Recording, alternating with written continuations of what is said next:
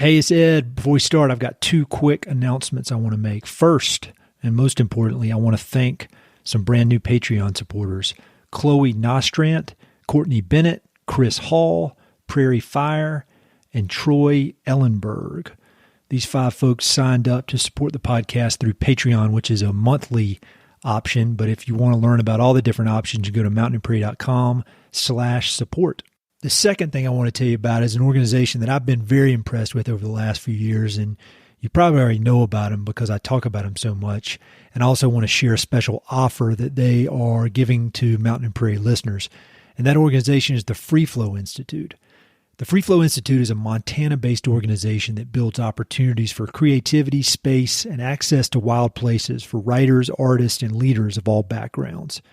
Free Flow eliminates the barrier between you, your ideas, and your environment by bringing together emerging and established writers, leaders, artists, and communicators together into wild landscapes. The lineup of Free Flow instructors includes many past guests of the Mountain Prairie podcast, including Alexis Bonagofsky, Hal Herring, Brendan Leonard, who is in this episode, and Chris Latre. I want to share 2 specific opportunities with you now, but I'd also encourage you to check out the entire catalog of 2021 Free Flow Institute offerings at freeflowinstitute.com. The first one is with environmental journalist Heather Hansman, who was on this podcast a while back, and we discussed her book, Downriver Into the Future of Water in the West. This June, Heather is leading a 7-day journalistic exploration of the Green River's Desolation Canyon, focused on inquiry, truth-telling, and resonance in the realm of Western water resources. Free Flow's 2021 Green River Field Institute has limited space and presents a unique opportunity to learn firsthand about issues facing Western rivers while floating downstream and riding alongside Heather Hansman. And the second one is in September, where you can join Pulitzer Prize finalist William DuBois, who was also on this podcast, on a 5-day creative writing workshop on the Green River's Gates of Lodore. You'll spend days floating between canyon walls, analyzing the concept of change in literature, climate, life, and writing. Scholarships are available for these and all Free Flow programs, and registration deadlines are approaching, so get in touch with Free Flow by visiting their website at freeflowinstitute.com or shoot them an email at info@freeflowinstitute.com. And the coolest part of this whole thing is that the first 10 Mountain and Prairie listeners who register for a 2021 Free Flow program will get $100 off their tuition, which is an awesome deal. Just mention the podcast when you register. Thanks a lot.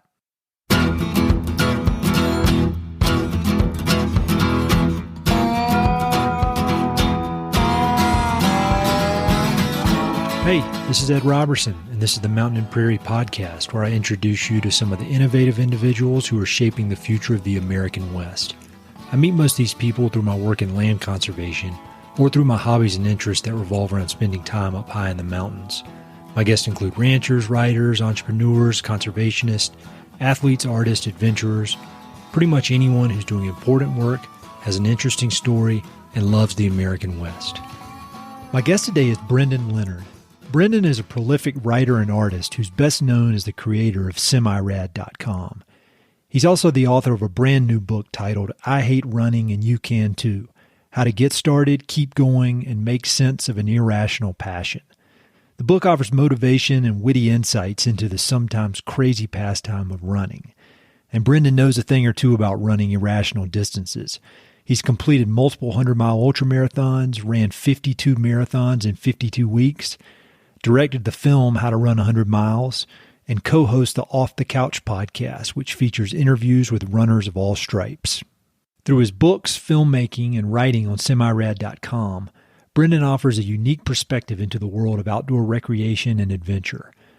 Rather than focusing on the mind-blowing feats of super elite athletes, Brendan's work highlights the passion and determination of regular people who enjoy pushing themselves hard in the outdoors. Brendan has also perfected the ability to draw larger life lessons from these outdoor adventures, lessons that can be applied to creative endeavors of any kind.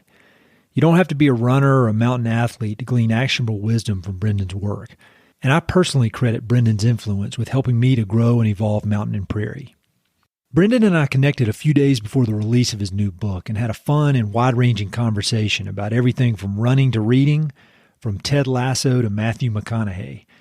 We started out by talking about his new book, I Hate Running and You Can Too, how the book came to be, the process of writing it, and how its lessons can be applied to writing or other creative pursuits. We then talked about some of his own running achievements, including his running 52 marathons over the course of 52 weeks and the life lessons he learned from that year-long commitment. We talked about the fallacy of looking for hacks in running or life, some of Brendan's creative heroes, the importance of vulnerability, the process of finding his own creative voice, recent good books, and much more.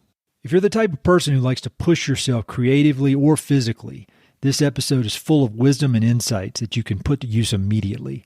I'd also encourage you to check out Brendan's new book and really all of his work. Check out the links in the episode notes or just head to semirad.com. Huge thanks to Brendan, and I hope you enjoy it. For people who may not be familiar with your work, I just want to dive straight into this book. So could you just kind of give an overview of this latest book and what it is and how it came to be? Yeah, I had written an essay like 3 or 4 years ago called I Hate Running. And it was just sort of this joke about, how awful it can be and, how I struggle to do it every week and stuff like that. And sort of ended saying, you should try it because it's great. I hate it, but you should too. And I feel like the title of the book was pretty easy. It was I Hate Running and You Can Too. And it just seemed like a 90s infomercial to me, where it was like, I lost such and such pounds on this program and you can do it too. The A in the word hate is a heart. So you can't say it, you can't type it really, but it's sort of about this love-hate relationship we have with this exercise thing. And it's a really quick read.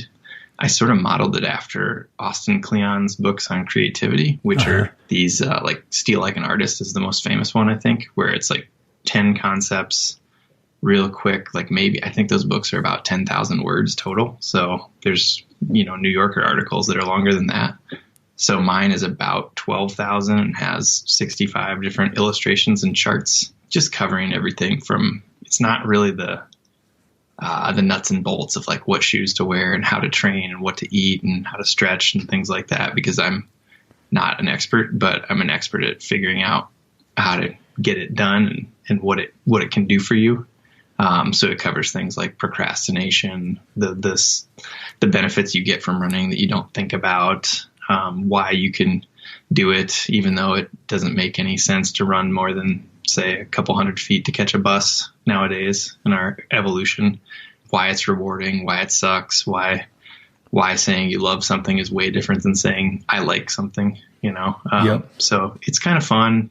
Had to like take a sense of humor about the whole thing and be self-deprecating about it. And I wanted it to be a thing where people who were curious about running but really were maybe a little shy to try it. Like I wanted it to be a book that could talk them into trying it, but also a book that people who have run for a long time read it and say, oh yeah, this is me. This chapter or this chart in here, this is totally how I feel about it.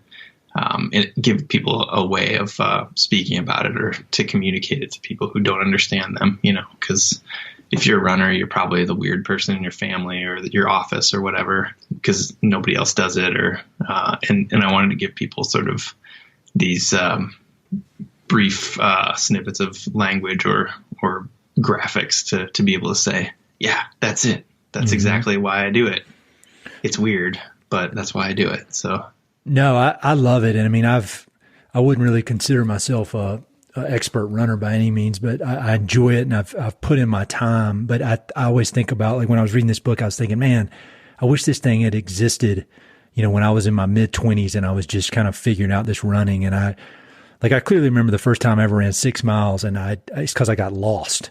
And it was like, it blew my mind that I could run 6 miles. And a book like this, the way that you don't take yourself seriously, but it's like a generous, funny, lighthearted look at doing hardcore stuff. I mean, because there are lessons in here that you can apply to running 100 miles or running a 5K. And I mean, I think I love it. I love the content. I love the tone. It's hilarious. Like, again, I wish I could go back in time and give it to my 25-year-old self. Can you just give an overview of your running, the kind of running that you've done? Because for somebody on the outside, like if they read your bio, they're like, damn, this guy's a hard ass. He run a bunch of 100-milers and all that. But I think the way that you've gone about doing it is very doable, and it's very hard. Running 100 miles is hard, but I feel like you have this approach of, hey, look, if I can do this, anybody can do it if you're willing to put in the work. So can you talk about running and just kind of your progression as a runner? Yeah, this is like the introduction of the book gives sort of an overview of that, where it kind of ripped through my resume really quickly. And like high school, I ran sprints, was like not a super talented athlete, but got a little faster in my senior year and was like co-captain of the track team and ran 4x100s and 4x200s. And I think I joke in here that my coach put me in the 400 meter at one point. I was like, this is long distance, coach. I can't do this. Cause it was like 250 meters, and I would just fall off the back and come in at like 8th place. So like, 50 yards behind everybody else. But yeah. And then I just kind of didn't really do much of it till I picked up smoking in college, which was, maybe give you an indicator of how much of an idiot I am and how old I am too, because it was still fairly acceptable then, indoors even. Oh yeah. But, so 2005, I was like, I gotta quit this. This is awful. And, I had tried a bunch of different things like the patch and all sorts of things that you try that you don't really work that well. And I finally said, I'm just going to sign up for a marathon and train for a marathon, and that'll make me quit smoking. And it worked. And that marathon was probably to date at that point in my life was the hardest thing I'd ever done. I guess I was 27 then. And, it was cool. It was a cool experience. And I was like, okay, time for a nice break from that. So I didn't do any sort of race for like 9 years, I don't think. Yep. It would run a little bit, Actually, that's not true. I did like the Pride run in New York City with my buddy Sid when I was staying there, and it was like a 7-mile run around Central Park, but nothing serious. I wasn't like regularly running during the week at all. But 2015, my friend Jason and I we've been friends for 15 years at that point, and we had sort of kind of always talked about the idea of running ultramarathons, and we'd do a trail run together every once in a while, because that's basically his only mountain sport. Uh-huh. And I would try to keep up and whatever. But he signed up for a 50K, and I thought, maybe I'll give it a try too. And, I finished like barely. I got to the 25 or 26 mile mark and had some just incredible pain in my knee. And I was like, what is this? I tore something. I'm screwed. And I was on my way. I was just going to limp back to the last aid station, which was about 200 feet away. And I started, going down the polite Midwesterner train of thought where, well, what's going to happen when I go back to this aid station? These people are going to have to take time and call my girlfriend, and she's going to have to come pick me up. And I'm like, that just sounds like so much of a hassle to put people through. I think maybe I'll just turn around and try to gut it out. So I started walking. I was like trying to massage my knee, and what it ended up being, I think, was IT band pain. Yeah. Running a lot in about the 3 weeks that I had to prepare for the 50K, which is not enough. But I walked for a while and was able to slowly start jogging. And then, by the last mile or two, I was able to run in. And I survived it. And I was like, that was pretty cool. And when did you think it was cool? Like what was it when you finished? You were like, this cool, or was it 2 days later and you're like, oh, I could probably do that again? Yeah, I mean, part of it was during it, where you're just like, I think the thing that spoke to me about ultra marathons more than like road races is that it's not like nobody looks at you funny if you stop and walk for like several miles, or you're like take 5 Oreos away from an aid station and like walk for a while. It's like sort of this combination of hiking and running for most people, I would say, especially in the mountain races where, you've done the Run Rabbit Run. Literally no one is running the first 3 miles. It's impossible. Yeah. Gains like 3,000 feet of elevation. Like no one could actually run that, So it sort of gives you that leeway, I guess, where it's like, it's okay to just like take it easy for a few minutes and then start running again. And I was at a point in my life where I just enjoyed the ability to just keep moving, when it hurts or when you mentally want to quit, it was just like, it just made sense to me and was really fulfilling at that point. So yeah, a couple days after, the day after was cool to realize my knee wasn't going to be like broken and I was going to be able to ski that fall or whatever. It was just a little weird IT band thing. That was neat. And then it sort of opened the door to go, okay, well, there are all these other longer distances. I wonder what those are like to explore, So yeah, after that Jason and I did a 50-miler together in Wisconsin, and we finished a half an hour before the cutoff. And then, we had in our minds, we were going to sign up for 100 in like a year or two, I think. And then, I think I did one more 50-mile race. And it was kind of okay with, I thought, yeah, okay, I can see what happens after that. And then, yeah, we signed up for the Run Rabbit Run in 2017. And we were kind of just saying, we want to just try to find something to do that's 100 miles, that's challenging, but maybe not one of the mega famous ones that's really impossible to get signed up for. Yeah. And I had pitched a film idea about it. It was essentially Jason's life story in a nutshell, is like just dogged persistence of everything in life. So 100-mile race, his first 100-mile race seemed like a great story to try to tell. And I think we both probably felt the pressure of, well, we have to finish now because nobody wants a story about how persistence pays off, but like you quit at mile 80 or whatever. So it was added pressure for, I think, both of us, but me specifically, because I was working with a big film budget and was directing and producing. And in addition to directing and producing, I had no idea what I was doing with the film or the running. So it was just like jump in with both feet times 2 or 3, I guess. So it was, we finished, which is amazing. Yeah. Well, I mean, you can say you didn't know, and maybe you didn't, but like you finished a 100-mile race, which is no joke. And you made this awesome film. And I told you the first time I met you, I said, I watch all these ultra running films. I mean, I'm kind of obsessed with them, and that's the best one I've ever seen. I love it. And then since then on this podcast, I can't tell you how many people, when I ask a question at the end, like, what's the best film you've seen in a while? And yours comes up over and over and over. And so, I mean, I think there's a million lessons there for people to get that, you can sit around planning this stuff all day, but there's no, whether it's creativity or athletics or anything, but there's no substitute for just jumping in and doing that. And that's what I think your book it's not really veiled at all. I mean, I think it's pretty clear that your new book, I Hate Running, is that you could substitute the word running, put writing in for running, or put music, practicing the guitar. And it's kind of the same technique that has allowed you to find success in running has also allowed you to find success in your creative endeavors. And I mean, that's one of the things I want to talk about a little bit more. And that's why, people listening to this, even if you don't give a shit about running, there's lessons to be learned. So one other running specific thing I want you to talk about is your 52 marathons in 52 weeks. Cause that is a lot. That is a lot of running. Can you talk about how that came to be? Cause you just approach it with this laid back, no ego, at least no visible ego to the world outside. Like you just seem to crank it out. You just do it and you do it and you do it and don't make a big deal out of it. And I love that approach. And the results are, I mean, it's a badass feat running that many damn marathons. How did that come to be? Yeah, I was turning 40 that year and I was like, well, I should do something kind of cool. And I thought, well, maybe I'll try to run like 40 marathons.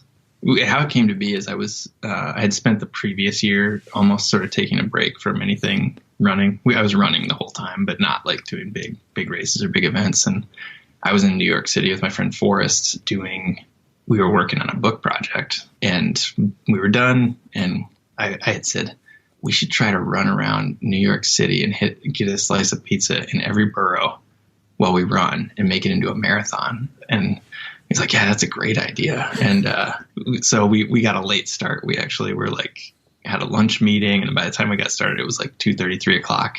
And our friend Sanjay joined us. And so we sort of decided, instead of trying to go to all 5 boroughs, because it would have been impossible to work in Staten Island with, it would have added this logistical layer that we would be out till like 1 a.m. or whatever. We just said, let's just eat 5 slices of pizza. We'll just eat one every 5 miles. And that's our marathon.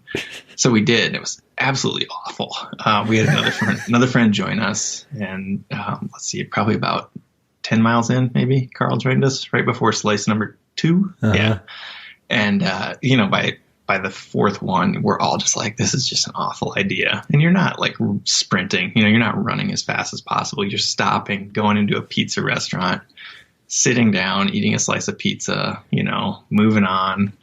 Plenty of times where we were like, we got to find a Starbucks because somebody has to use the bathroom, because of course this is a terrible idea. And, people are having digestional issues, myself mostly, but it was fun. We got it done. And it was just like, I felt like that wasn't that big of a deal because we kind of took it easy. I don't even remember what our total time was. It was probably like 5.5 hours or something, and I had done, like a marathon length training run before, and it's a big deal when you do your first one. The first one I ever did just crushed me, but then you start setting your sights on other distances, and that becomes like your training run. Mm-hmm. If you're trying to run a 50-mile race, as you're like, your longest training run is like 31 miles or something like that. So you're going out and you're like running that marathon. And I thought, I wonder if I could do like a bunch of those. So, and I didn't want to like announce that I was doing it or like make some big deal out of it. I just wanted to try it and be able to fail quietly and stop if it was like, I wrecked my ankle or something like that, So I think it was January 2nd. I was at my parents' house in Iowa, and I'm just like, okay, I'll just go run around dirt roads outside of town here. And like, it was snowy, got chased by a dog. Yeah. And then I thought, well, okay, 3 days later, I'll try to do another one. And I did. And, they're not like, I'm just filling up a race vest and like taking snacks with me and like eating gummy bears or whatever it was. And like, okay, I did that. It was like 4.5 hours, whatever. That's pretty much what I do. And I pretty much have like a meter, like internal metronome where I was running like 420 marathons, mm-hmm. It was like right around 10-minute miles was doable for me. And they just started stacking up, and I didn't want to sign up for a race every weekend, which is that's how a lot of people, there's just so many people who have done this like 52 marathons thing. Like I would say probably dozens, but a lot of people will sign up for a race every weekend, which seems like it's a massive logistical thing, because then you got to fly to X place and, be there. And I don't have the money or the flexibility to do that. Yeah. And I also didn't think that wasn't really what I wanted to illustrate with it.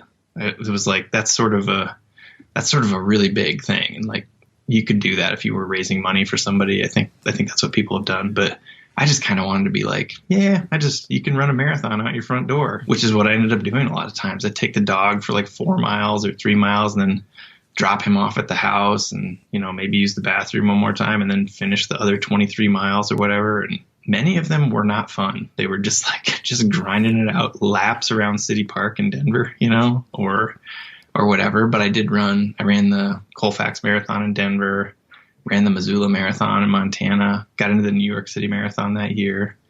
And then I did a bunch of ultramarathons too. So I was talking to Forrest early in the year, and I said, I think I'm signing up for this 100-mile race, but I think that just counts as one marathon. And he said, oh, no way. You got to count that as 3 marathons. Like, just so I would be running in an ultra marathon race, and I would be looking at my watch going 26.2. Okay, stop, start again. And then I would restart my thing, and which is ridiculous, but it did allow me to have that. And boy, when you get that far into it and you're keeping track of all these things on Strava, you're like, I was doubling up. I was like, I'm going to time this on my phone and on my watch, because if one of them conks out and doesn't upload, I don't want to have to run, a 53rd marathon. Oh yeah. And Strava will mess up. I've had it mess up on me before, like on 3-mile runs. And it's like, you don't want to play around with that with a marathon. It didn't happen that whole year, which was awesome. And I have rarely, it was like in the early stages for me, it happened a couple times, I think, or like I would get I think I was always running 26.3 miles just to make sure, you know what I mean? I didn't want to stop the watch and have it upload and have it say 26.1. And you'd be like, no, So yeah. And I think I got ahead of schedule. It was like, I'll just try to average one a week or whatever. And I think I ran the last one like first week of December, which is like, it was like spitting rain and like 38, 40 degrees outside. And I was running just stupid laps around City Park in Denver, just getting rained on, feeling pretty miserable and thinking, well, this is exactly how I thought it would end, like just an idiot running around his neighborhood. Like this is how it ends. But it was really cool. And you and I have talked about this, but because of that experiment, I got in touch with this guy, Eric, who had run a 5K a day for 365 straight days. And we interviewed him for a podcast I co-host, and he and I could compare, notes a little bit, but I started doing that 5K a day thing, and I only made it to 50 days this year. And I was like, man, I hate this. Like, I can't do it. Matt, like, huge respect for Eric for being able to do it, but that made me hate running more than anything long distance I've ever done. It was just like, God, this just feels like such a chore every day. Oh yeah. So, I connected with Eric, after I was on your podcast on Instagram, and, I sent him a message cause it was going to be like sub-zero around here for a few days. And I sent him a message. It's like, all right, it's getting real now. Cause I think the high was going to be like -5. And he wrote back, he's like, oh, that's no problem, man. Up here in Minnesota, it's like -20. And I'm like, dude, and it's humid there too, that guy's a hard ass, man. And he that podcast y'all did was great. I'll link to it. People need to listen to that. Cause he was traveling around the world, and it's not like it was during a quarantine where you can, everybody's home all day. He's going to different sides of the world and making it happen. Yeah. I'm very inspired by that kind of story, and your specific marathon story where, it doesn't have to be a big deal. It doesn't have to be these big races. You can just have these adventures out your door, Well, one question is kind of a silly question, but I bet you've thought about it. Like, how are you different after having done that? Because, that's no matter how you look at it, even though you're laid back about it, that's a big deal. What lessons did you learn from that you can apply to real life? Because you and I have talked about that. You pointed out that it was a book. I just was saying it was a quote called Conquistadors of the Useless. And a lot of these endurance sports are, they don't really serve a purpose, really. On the surface, because, climbing a mountain or running 100 miles or whatever is kind of silly if you just look at it on the surface. But there are these life lessons you can take from it. And what lessons did you take from that 52 marathons? Gosh, I think more than anything, it was just more of an illustration of my whole attitude towards life, where it was just like, get in there and grind it out, and there'll be results. And there were so many forgettable miles and forgettable runs that I was just like, it's like brushing your teeth, you never go, oh man, you remember that time like 2 years ago, that one night when I was brushing my teeth? That was so awesome. It's like, you just do it, or flossing or whatever. But among those, it was such an interesting, there's just so many great memories from it, because the Colfax Marathon started like a mile from the house, and Hillary is in good enough shape, but that, running shape that summer, where I just said, you want to run that marathon? Yeah, sure. So we just walked over, ran the marathon, walked home, got the dog, went and got a pizza, and, there were some of those marathons were like in the dark in the mountains in North Carolina, just miserable by myself, just like grinding it out in the middle of a 100-mile race. Or there's one, they were all over the United States in my travels that year.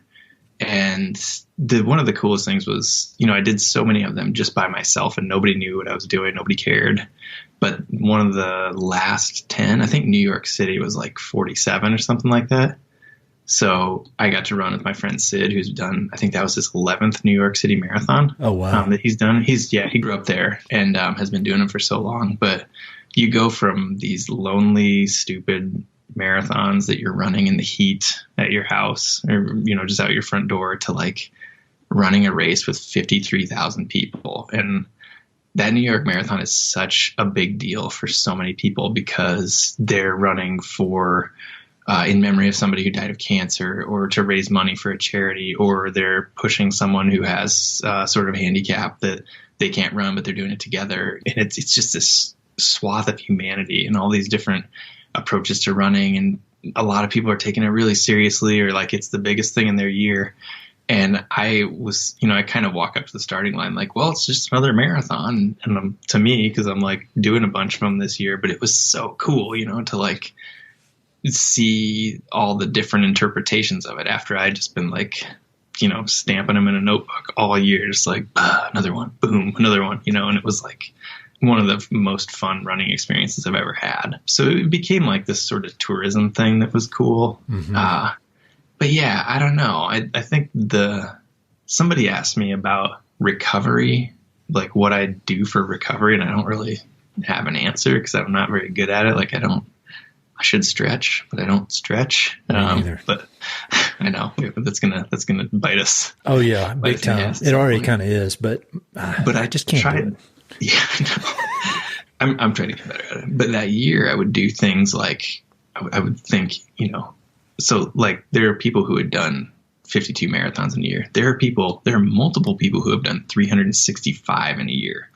And we're not talking like young, professional endurance athletes. It's like one of the people is like a couple from Australia in their 40s or 50s, I think, when they did it. And they ran a marathon every day for 365 days. And I'm like, well, I could probably pull off 52 of them, as long as I don't get injured.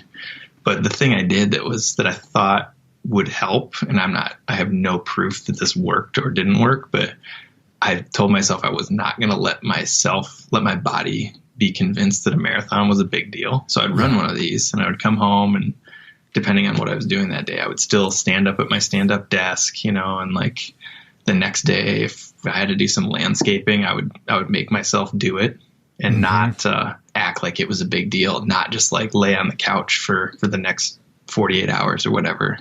And I don't know if that helped my mental recovery at all, but it was like a way of just saying, this is what we do now. And I'd kind of learned that through I feel like I did a bike tour across the country in 2010 with my friend Tony. And it was just get up every day and pedal the bike for 8 hours or however long it took us. And you can't really train for something like that so much as your body just learns while you're doing it. And it's like, oh, this is our new reality. Okay. All right. We do this now. Just keep shoving 8,000 calories a day down your throat and we'll keep moving this bicycle. So I think I had sort of learned how to maybe tell my body it wasn't that big of a deal. But even then, after I finished, like a month and a half after I finished, probably, I got sick and I had a pretty rough time getting over a cold. And I think it was my body just being like, okay, we are done now. Oh yeah, stop. One more kind of high-level question about it. We talked about this when we did our little Instagram live thing the other day, but, you started out more in the climbing world and then have kind of transitioned into this running world. Do you see any changes in your approach to creativity, your approach to work, just your approach to life as you have become more of a runner and gotten into this kind of grinding mentality with the running? Because I know it's affected me in very good ways. And I'm always curious if it's done the same for other people.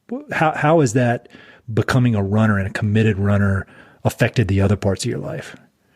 Oh yeah. I think I got in much better shape because when I was climbing a lot, I was younger and sort of transitioning out of that period in life where you don't really have to exercise that much and you can eat whatever you want. But I should have been exercising more. So I'm way more fit for mountain stuff now. Not necessarily like I can't climb 5'10". I don't even know if I can climb 5'8", but I can definitely take on long days in the mountains with a lot of elevation gain. Mm-hmm. But yeah, creatively, I thought it was, I'm not sure how to actually, it's easier to see for me how the regularity of doing something really adds up with running. Yep. I was really bad at, for like climbing. I would not train. I hardly ever went to climbing gyms. I just wanted to climb outside. Thusly, I did not get very strong and would, work, like things would pop out of my shoulder. They wouldn't pop out, but it was like, oh God, my shoulder hurts now. I probably shouldn't climb for a little while. But the training paying off, and like, you know, I've heard people say, like, if I had to give up, I think Amelia Boone said this in some video, but she was like, if I had to give up racing or training, I would give up racing, because the training is the thing. And I agree with that wholeheartedly. You know, like there's this, you know, the race is, people will say like a celebration of all the miles you put in, but like think of all the hours you put in, you know, training. It's like, that's the magic stuff, you know. Yeah.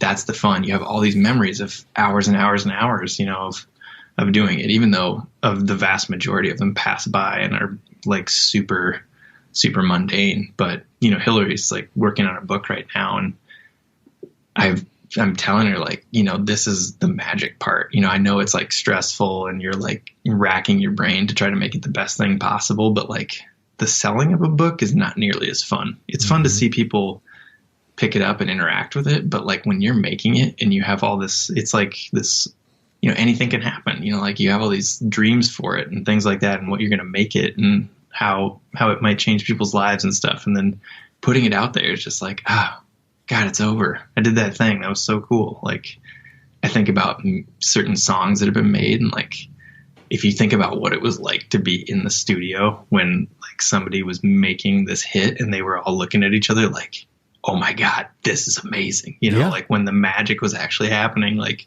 I guarantee you that's way better than like, you know, the 500th time the Rolling Stones played I Can't Get No Satisfaction. You know, they're not looking at each other like, yeah, this is magic. They're like, Jesus Christ. Like, I can't believe we're playing this song again. I mean, maybe they love it. I don't know. But I think that that sort of period where you think you're training for something, but that's like actually it. Maybe that's the lesson I've learned. I don't know. No, I think that's great. And it reminds me of the chapter in your book about there are no hacks. And I don't want to spoil the book because I want people to go out and get it. But could you talk about that chapter a little bit? Kind of the idea of there are no hacks. And I think even if there were hacks, would you really want them? You know, like, because you want to put it, like you just said, putting in the hours, that's where the reward comes from. But I think it takes experience to figure that out. Yeah, for sure. And I think like there's this quote that I think it's Ronnie Coleman, the bodybuilder. And it's like, he's an old school bodybuilder. And I think James Lucas, the climbing writer, has mentioned it many times before, but it's, everybody want to be a bodybuilder. Ain't nobody want to lift heavy ass weights. You know? It's like, we really focus on the results in America. And like, you know, like I think the idea of like The Voice or American Idol, those shows where everything happens in like 5 minutes, is such an illustration of how we place so much emphasis on this what we think is a magic moment of results happening. And you can't possibly show the years and years and years people spent learning to sing. We just like see them pop up on stage and we're like, oh, they're so talented, you know. And like bodybuilding doesn't work like that. Creativity doesn't usually work like that. And running doesn't work like that, you know. So I think we're trying to, because of some of the marketing culture we have and in America and in other countries, you know, it's like, yeah, just buy this thing. It'll do this thing for you, you know. And I'm sure there are products that make a difference, but like, you don't just buy a pair of shoes and show up at a marathon and just crush it out. You know, it's like, you have to have put in some miles. The special shoes might help you for sure, but like, it's not like they're that magical that they can just blast you across the finish line. And I don't think any product is like that I know of in my life, you know. Like, they're all tools for sure, but we're sold the hacks, you know. And like, I feel like I've mentioned this guy who pops up in my YouTube ads all the time. And the pizza guy, the dude's cut. He's cut like Ginsu. Yeah, I'm not even sure. He's like, I think he shit talks pizza, but I'm not sure. But it's like, you're like, what are you actually selling? You know, like, what is he selling? Do you know? I need to watch it. Yeah, you don't need to watch it. Stop watching. He looks like a guy I grew up with. Like he looks identical to this guy, Neil Davis. If you're listening, he looks like you. That's a compliment. I don't know if Neil's that cut, but their face looks like.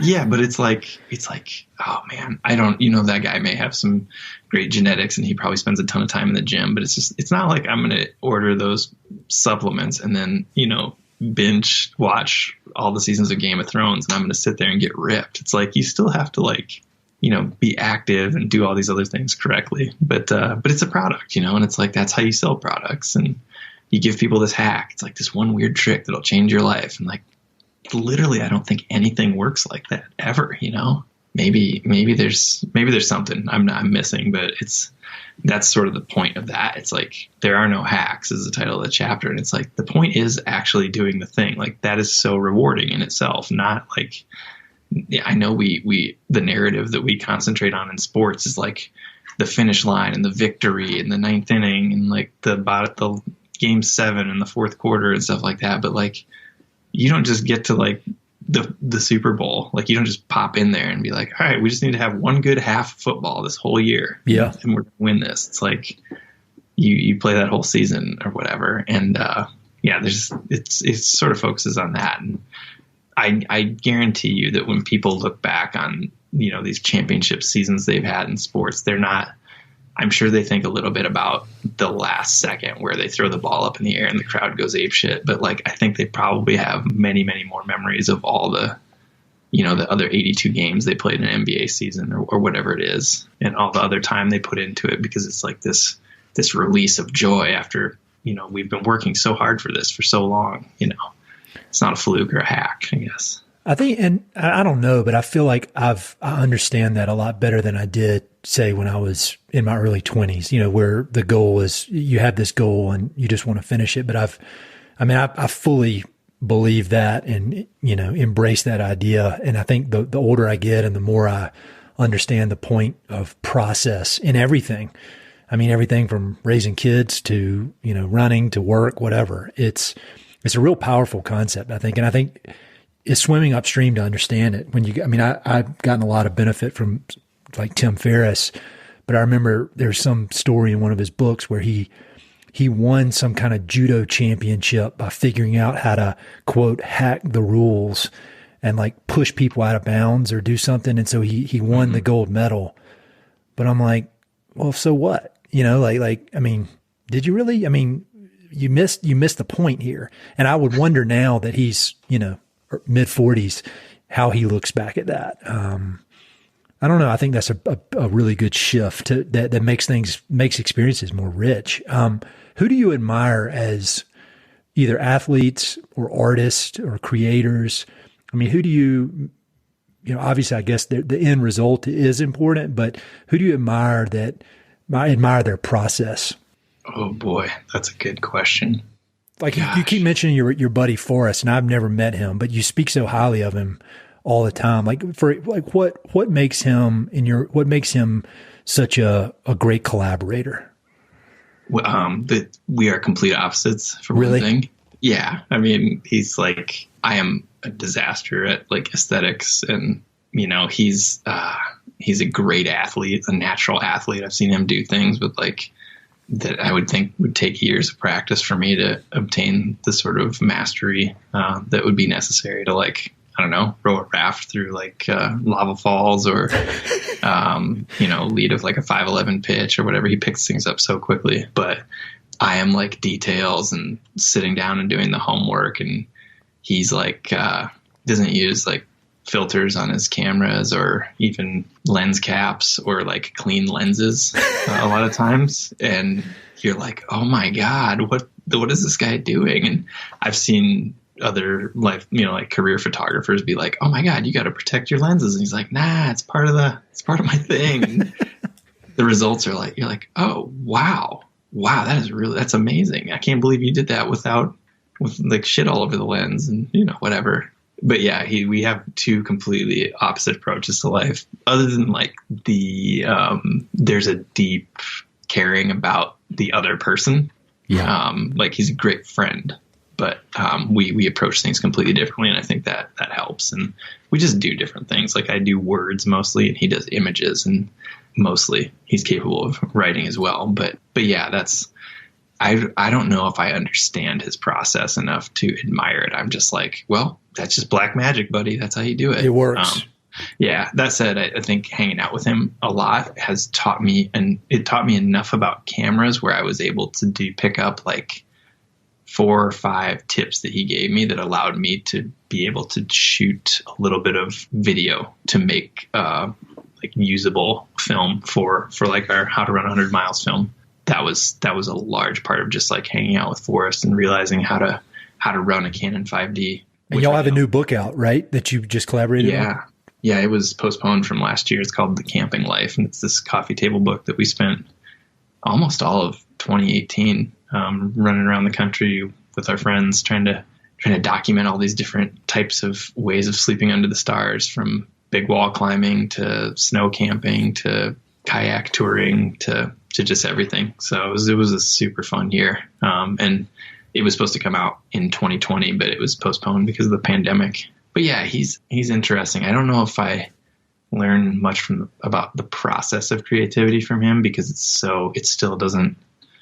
I think that's part of the mystique, where I'm like, God, I can't believe you did that. That's great. That's magic. But yeah, there's a lot of people I look up to as far as just how they present their work or their brand. Aaron Draplin is one of my heroes of just like, I just love everything that guy does, like from the work he creates to his persona on stage. He's a graphic designer, I guess I would say. Uh-huh. And he's from Michigan, but has lived in Portland for, God, I want to say 20 years now. And he's just he shows up and does these speaking gigs, and he's like dropping F-bombs and like talking shit, and just, he's really has this sort of working man's aesthetic.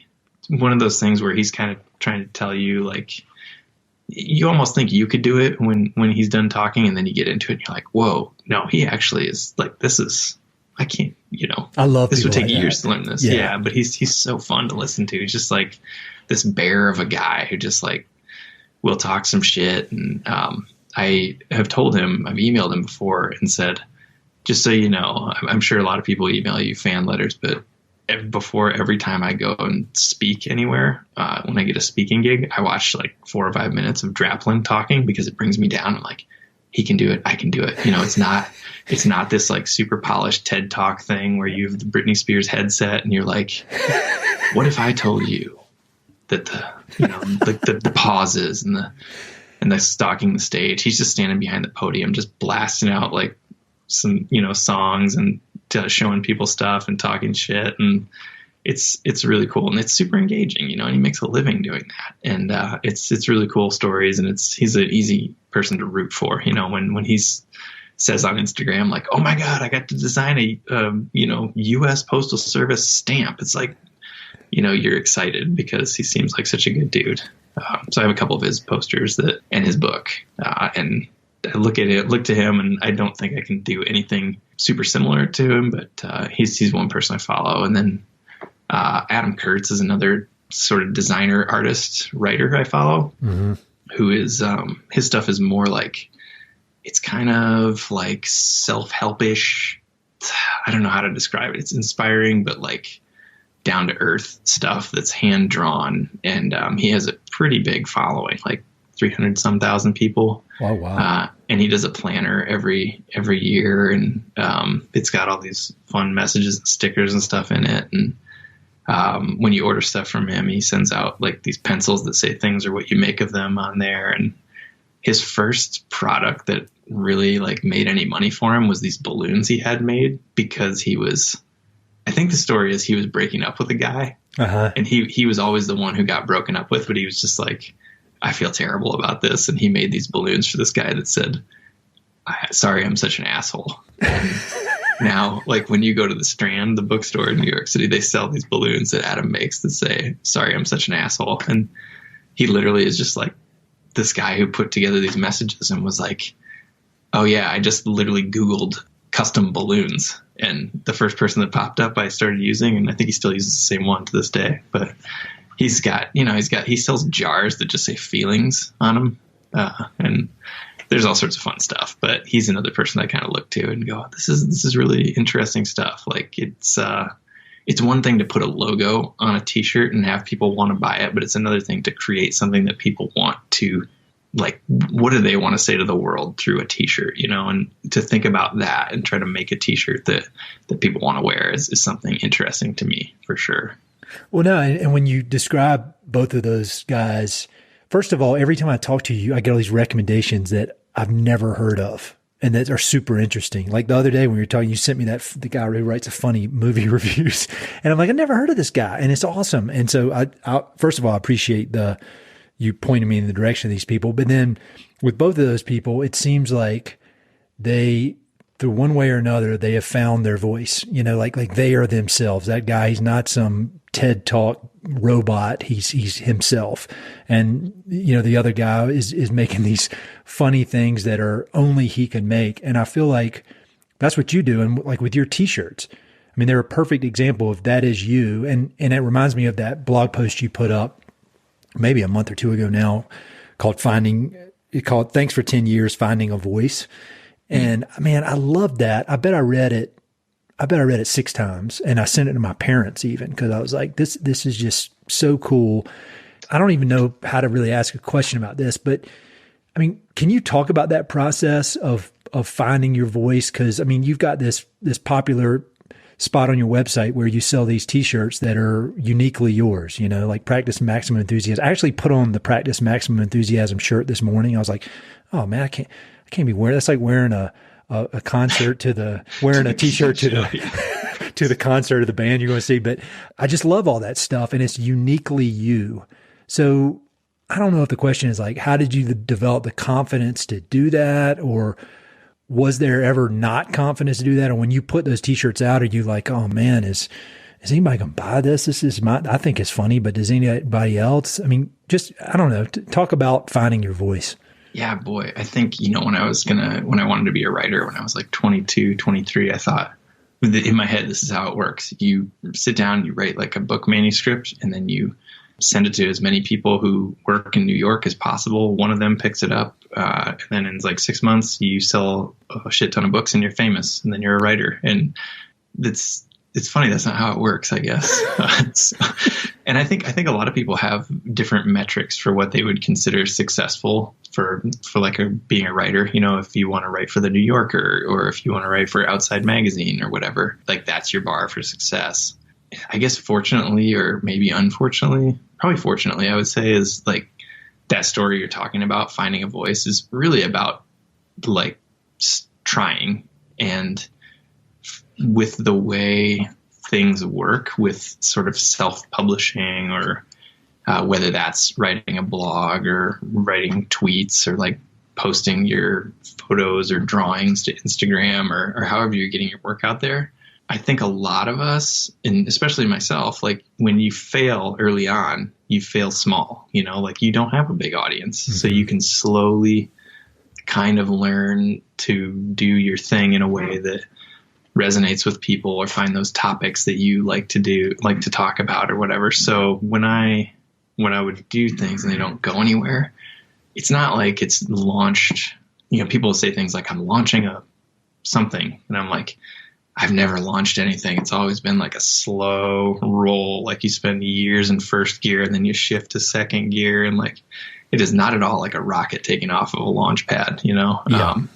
Which I think is something that happens more if you have a lot of money behind whatever you're doing, or venture capital or something. But yeah, it's like this slow thing. And, people react to my stuff when they do. It's like it either resonates with them and I get to get some feedback, or I see it getting shared, or it just kind of falls flat and people ignore it. So it's not like this, are people going to hate this or love it? It's more like, oh, they like it, or they didn't ever see it. Which is an interesting way it's not failure. It's just like more information on how to do things better, or like, oh, that one was kind of off. And even then the failures where I would write a blog post or whatever and spend several hours on it and be like, oh gosh, I hope people like this. And it goes up on Thursday and it's just crickets, and I'm like, oh, okay, next week. But then years later, I would run into somebody at like a book signing and they'll be like, man, that post you wrote about such and such, that really, I was at a time in my life where that really meant something to me, and, whatever, that's my favorite thing you've written. I'll be like, okay, well, I wrote that for you then, because literally no one besides you and my mom read that one, So it's I guess there's like, you're trying to figure out who you are and what people like and all these different things. And it's sort of like, I think when I started, like as a young person, I was like, I would love to just be validated and have people talk about me, like think I'm a good writer and like, you know, meet cool people because of that. It's like sort of a, I don't know, narcissistic way of looking at it. And then it's just like, by the time my stuff was starting to go anywhere, it was, I had transitioned to thinking, well, what can I do that's going to help people today? You know, whether that's, you know, talking about something that's going to make them consider their own lives or try something new, or just maybe just an innocent, ridiculous laugh at something that's just funny and they can move on with their day. And there's just this little bit of levity in it because I put something out there. So I'm still not sure what the voice is, you know, but I'm like, I think there's a slide in there where it talks about like, I'm just swinging at a pinata every I love that. week. I love that. It's like, I don't know. Here we go. Let's see. Maybe it'll hit this week, and every week's different. Like this week seemed to be like I hit the pinata and some candy came out, but last week wasn't as good. And like whatever, you know, you have all these. You have an unlimited amount of swings, you know. So well, that's just trying. You set it up perfect because like literally the next bullet point I had on my stuff here is, I feel like all your stuff. You know, you said I want to help people out. I want to put this in. I feel like whether you know it or not, there's this kind of spirit of generosity in your writing, and you know, you're talking about your experiences, but like your current book, you know, this book that's coming out this upcoming week is, you know, it's inspiring and it's motivating. It's trying to help people figure out who maybe want to run, help them, you know, figure out how to do it. And then there are these, you know, you could say it's helping people figure out how to do anything that requires a grind. But then like your other book, I mean, one of your other books, 60 Meters to Anywhere, I mean, you put out your life story and it's, you know, you're very revealing about, you know, your struggles with alcoholism but it's to help people, you know, like I think it's the kind of thing where it's like, look, I went through this, I figured it out. You can too. I mean, that's how I take it. And I'm not trying to put words in your mouth, but it's this generous spirit of like offering something up, offering up your experience to other people. And like with 60 Meters Anywhere, there's this vulnerability that's required to do that I would think is pretty hard. It would be extremely hard for me. But is that a decision you've made, or is it just something that's kind of seeped through over the years? Well, and that's like, I was just talking to a friend about this today, but I thought that was like the one story I had, like an early draft of that book was called The Only Good Story I Know, which is a ridiculous, stupid title. I'm glad it never went anywhere. But I thought, you know, like I thought this is, I took a class at the University of Montana with Judy Blunt, who was a best-selling writer. And it was a creative nonfiction class. It was sort of got me outside the journalism program. And you had to sit down at the beginning of the semester and say, what do you want to write about? And you'd meet with Judy and I was like, I just felt like a fish out of water there. I was like, I haven't really done anything in my life. Like last summer, I literally went to rehab and spent like a week in jail. And then I moved to Montana. I just don't I haven't traveled. I meet all these interesting people and they've like through hiked the Appalachian Trail, or like they're from, you know, they've traveled all over the world or had cool jobs. And I just don't have anything to talk about. And she's like, well, most people don't go to rehab or jail. So you can talk about those two things.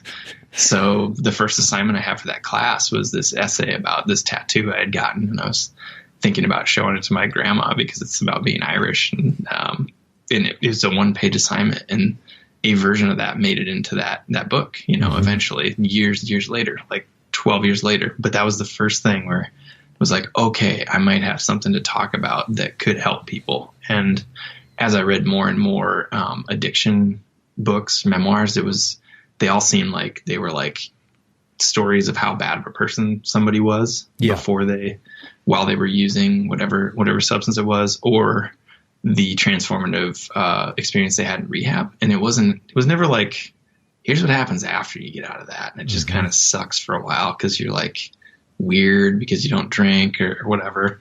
And by the time I had really done a lot of writing of it, I was living what I considered to be a really amazing life. You know, I mean, I had a day job, but I got to go rock climbing in Colorado on the weekends, and like, how crazy is this? And it just was, I just wanted to sort of show people like, yeah, it's okay. Like you'll get out the other side and you'll find a new thing. And I think at the time I thought that was pretty much the best hope I had of helping people. Yeah. So I hope it does. They got shot down multiple times, like 50 times or something like that.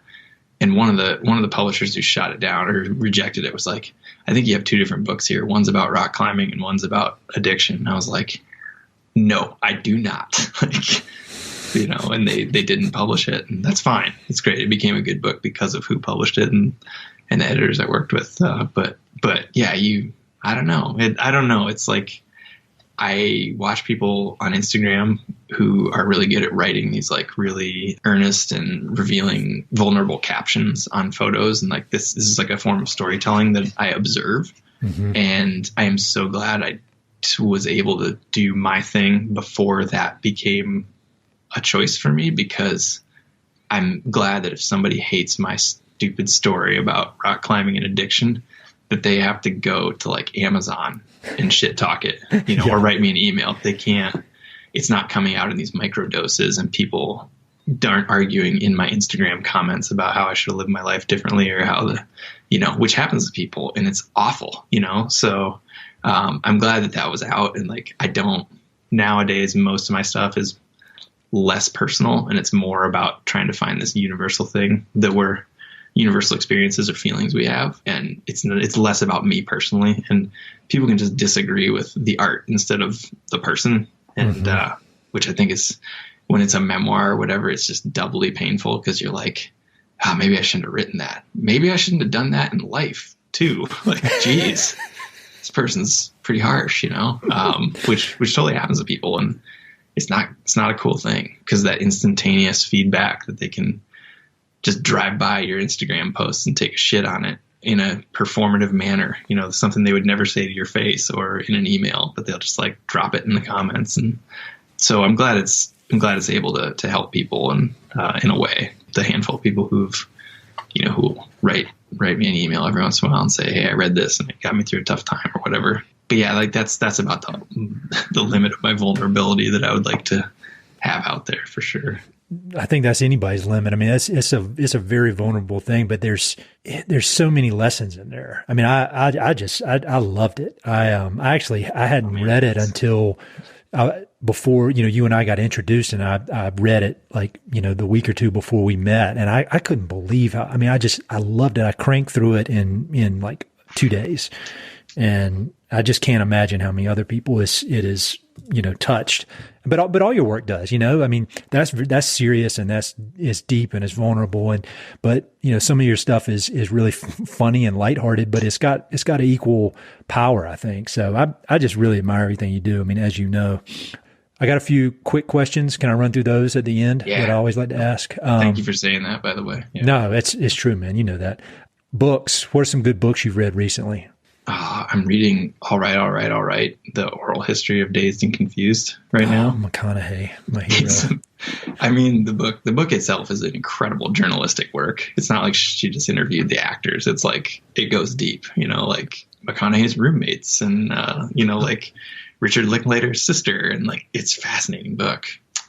Yeah, I'm reading I read a book of Japanese short stories earlier this year. That was fantastic. The Penguin book of Japanese short stories. There's a book by this guy, Craig Maude, called Kissa by Kissa. Mm-hmm. And it's a book he self-published sort of via his own crowdfunding platform. But he like is walking around to these, he's an American living in Japan, and he walked like 600 kilometers between these type of cafes called Kissas, a lot of which serve pizza toast. Uh-huh. And it seems like the most ridiculous idea for a book, but it's just awesome. I paid $95 for this book. I was like, this is so dumb, but it's shipped from Japan. And I was like, and I cranked through it while I was drinking coffee one Sunday morning, and it was just one of the most pleasant reading experiences of my year so far. So, and then what do I have? Kevin Barry, who's an Irish writer I love. He has a new book of short stories that I just started, but he had a book called Night Boat to Tangier that came out late 2019. You sent me that. And I still, yeah. really apologize, but I've not yet read it. I need to. It's amazing. I need it's to read not more fiction. Okay.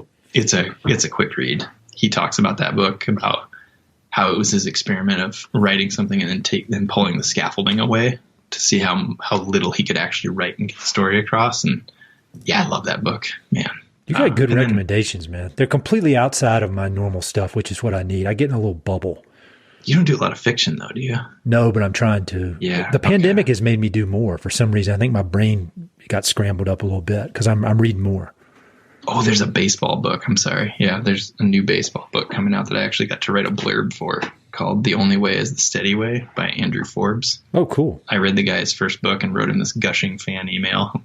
And he emailed me last summer. Was like, hey, I got a new book coming out. You want to read it before it comes out? I was like, oh my God, I love this guy's stuff, and it's just essays about loving baseball as a baseball fan. And it's so cool. And I'm not even that into baseball, but I like the feeling that he is able to communicate. It's just incredible.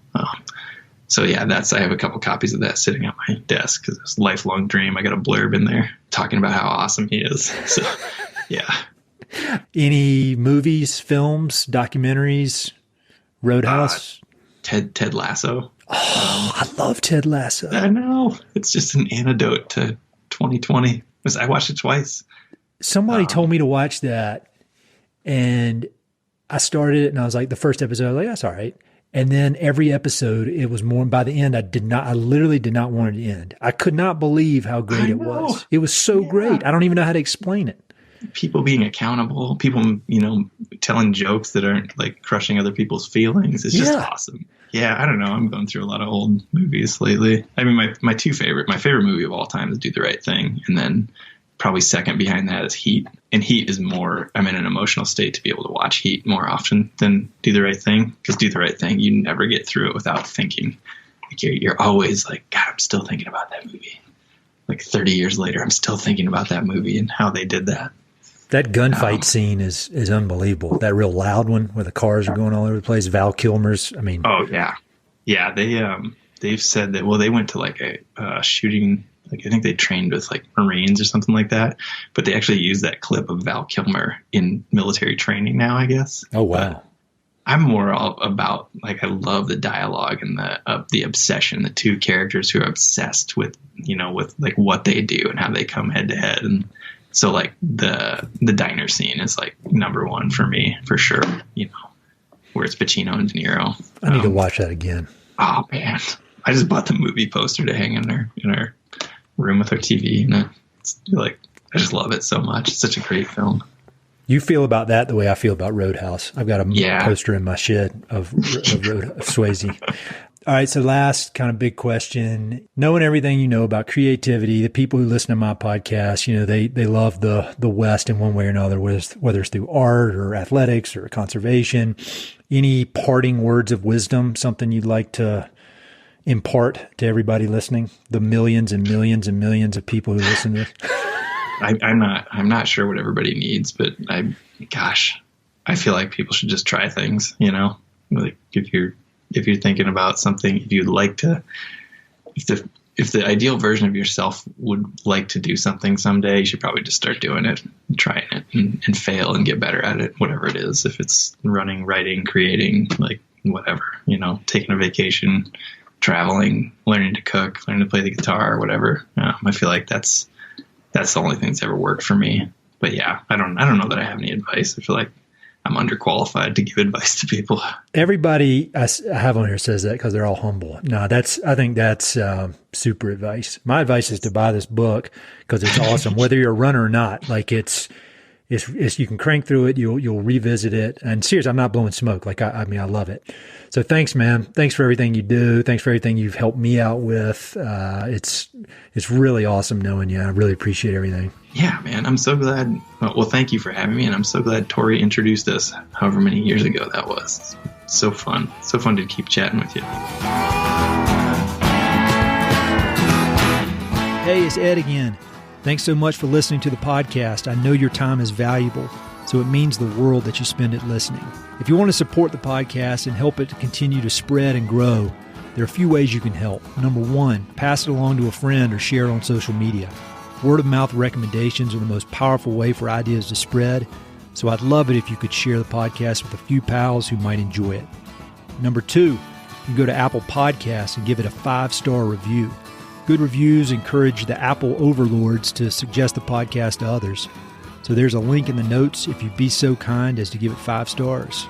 Number 3, you can support the podcast financially via Patreon, and there are exclusive benefits for those who do, including a monthly behind-the-scenes newsletter, Mountain Prairie stickers, live and recorded video chats with podcast guests, and much more.